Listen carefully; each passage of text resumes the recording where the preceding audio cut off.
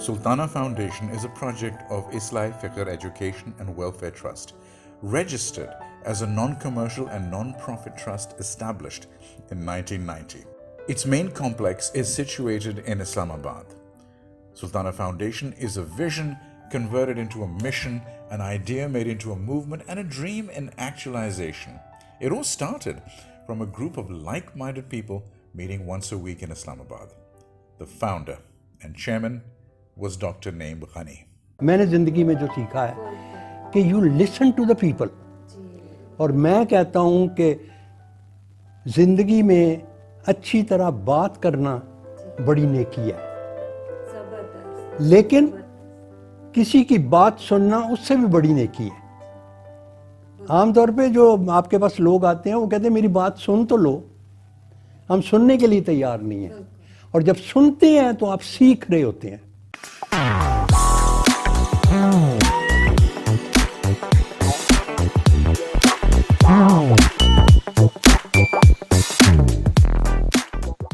Hello ladies and gentlemen, welcome to Unplugged. My name is Sohail Hashmi, and it's an honor and a pleasure to be here with you today.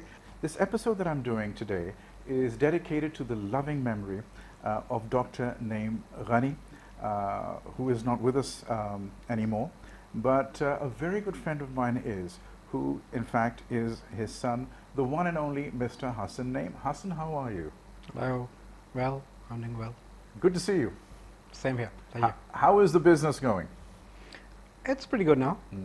Okay. Pandemic days, but picking up. I had the honor and the pleasure many years ago of meeting with Dr. Naeem Ghani. Yeah, you were mentioning that earlier. And I was lucky enough and honored to spend 2-3 hours with him. At that time, when I met him, there were a few organizations, but he was also running a part of the Sultana Foundation as well, from his own business as well, which again is a very charitable business. Can you tell us how the whole thing began, how Sultana Foundation began? Well, it is probably because you met my father as well, and you know, his whole life after his professional career as a surgeon and taking care of the medical side of things, he became quite interested in late 80s, early 80s rather I would say, into welfare activities, providing healthcare services to the needy, providing free healthcare sort of a thing, and he formed his own clinics. And was this something that was always inside him? Was your family from history is, has always been it's how some people are brought up or whatever, some sort of a thing, maybe with personal life experiences or whatever, but some people like to help people more and stuff, so that was probably given from that side. And I can see a lot of him coming into you as well, yeah, well, especially it's with the small work part, that you do. You know, mashallah, he was blessed with a life which I keep telling a lot of his friends who says, it's a great loss. He led a perfect life according to me. It was if I have to write a script for a life or a role in media, you can't probably write a better role. Allah has been very kind, and he was able to touch so many people and affect so many people in a positive way, and take their journeys forward along with his journey. Right. And as we're talking, like, it started with something like in mid 80s from the free medical services, then jumped to the education side, but he always evolved into a sort of a situation that he started believing that in the good of the society and how it should be transformed by our own people rather than waiting for. There was a lot of trend in Pakistan that some external programs and some external remedy has to be adapted to actually something is going to come and save us and put Pakistan in right direction. Right. But he was more of had a conviction that we the people, it's our responsibility, our people, nobody else from outside should come and pick up even our garbage or any system or anything. The people around us are our people, so everybody has to put in their share. So that whole philosophy started from there. The education of women, and a lot of people are speaking that in Asia, what are we doing for the education of women? You've been doing this, your family's been doing this for the last 30 years, I think, and you're educating women and men and all the rest of it, young children. This has been going on for some time. Yeah, in overall situation in Pakistan, education, as we all know, that has become responsibility of private enterprise, either welfare or business community. So that's why you see a lot of along with the government institutions, there are a lot of private institutions which are providing the same service. And so Sultana Foundation, which is actually a project of Islamic Education Welfare Trust, is actually a three-pronged trust. Actually works in the area of healthcare, human resource development through education and skill training, which is the foundation part of it. And then there was research and social development. Now we have actually named that department after my father, Naeem Ghani Center, and that's where all the ideology and all the thought process and all the think tank activities happen. Now, speaking specifically of your father, I went and I think we had planned to meet him for about an hour. I went with a delegation. I actually ended up spending 3-4 hours with him because he had that kind of personality that you can't forget. You know, you've met him once, you want more information from him, or you want to speak to him more, because all the questions which I asked him, he would not let it go. He would tell in a very logical, in a very nice, in a very loving way. So once you had a meeting with him, you'd be like, wow, you know. And so I, of course, have got these images in my mind about him, but that's just me. I'm an outsider. Tell us a little bit about you and the relationship you had with your father, and well, most probably still do. I mean, you know. Yeah. You know, we all live through our own.